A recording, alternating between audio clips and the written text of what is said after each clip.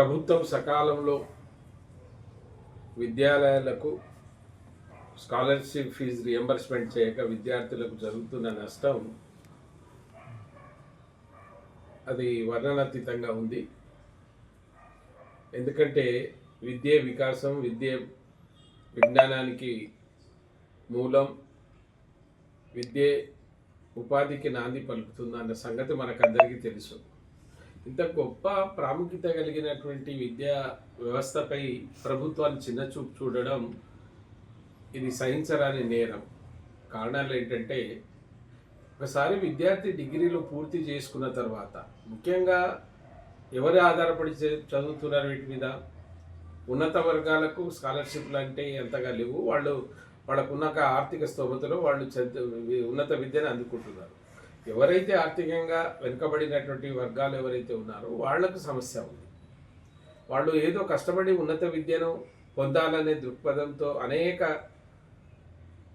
కష్టాలను అధిగమించి ఒక డిగ్రీ పూర్తి చేసుకుంటే, ఆ డిగ్రీ ద్వారా వేరే ఉన్నత విద్యకు పోయేటటువంటి అవకాశం ఉంది, లేదా ఆ డిగ్రీ మీద వాళ్ళు ఉద్యోగం పొందే అవకాశం ఉంది.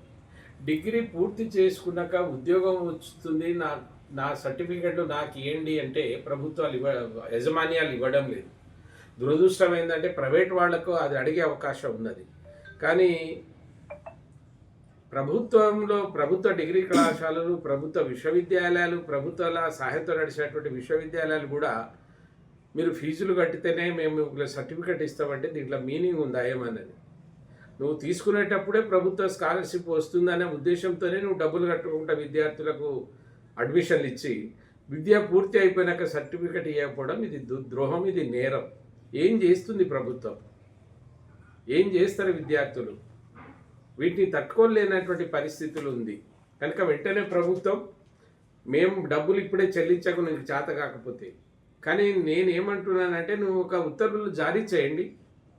స్కాలర్షిప్లు మేము ఇస్తాం, విద్యార్థులను ఇబ్బంది పెట్టవద్దు, విద్యార్థులకు వాడు పూర్తి చేసుకున్న విద్యార్థులకు వాళ్ళకు పట్టా సర్టిఫికెట్ ఇచ్చేయమని చేయండి వెంటనే. రెండొక విషయం, ఏదో ఎన్ని పరీక్షలు రాసినా కొందరికి సీట్లు రాకపోవచ్చు.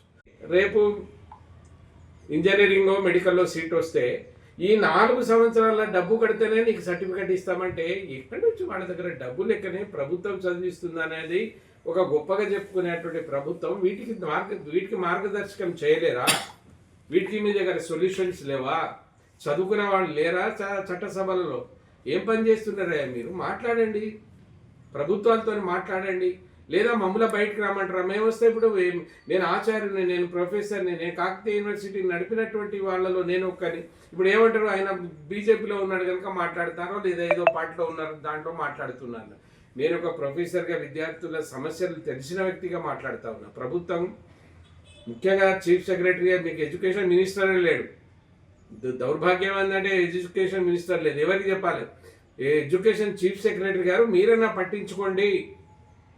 నేనే దీని మీద తీరని నిరసనలు తెలుపుతా వచ్చి, ఏ తెలంగాణ తెచ్చుకున్నామో, ఎందుకోసం తెచ్చుకున్నామో, ఆ తెలంగాణ తల్లి దగ్గర ఆత్మహత్య చేసుకున్నటువంటి ప్రదేశాల్లో నేను తీవ్రంగా దీన్ని తీసుకొని విద్యార్థులతో, మరి ఎందుకంటే మళ్ళీ మీరేదో అలజడి సృష్టిస్తున్నారు అనుకున్నారు. ఉద్దేశం అది కాదు. విద్యార్థులను అడగండి. సర్టిఫికెట్ ఇవ్వనటువంటి విద్యార్థులు ఆత్మహత్య చేసుకునే పరిస్థితికి పోతున్నారు. మీకు ఏమైనా కొంచెమైనా ఆలోచించండి.